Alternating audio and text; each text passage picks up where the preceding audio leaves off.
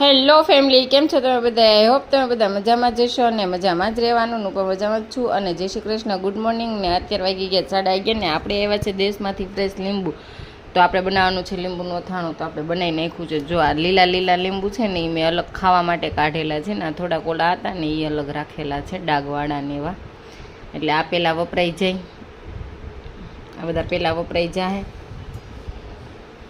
આ બધા લીંબુ છે ને એટલા અલગ રાખ્યા છે ને. આ મસ્ત લીંબુ છે લીલા લીલા, એ અલગ રાખ્યા છે. અને આપણે અહીંયા છે ને લીંબુનું અથાણું બનાવી નાખ્યું છે. જો અને છે ને ચટપટું અથાણું બનાવ્યું છે, ખાટું ને તીખું. એટલે આપણે હળદર, મીઠું ને ચટણી ત્રણેય વસ્તુ મિક્સ કરીને લીંબુને 4 ચીરિયા કરીને એમાં ભરી દીધું છે. એટલે લીંબુ ગળી જાય ને એટલે ખટાશની સાથે થોડુંક તીખું હોય ને તો મજા આવે. તો આવી રીતના આપણે છે ને લીંબુ આથીને આપણી બવણી ભરી લીધી છે.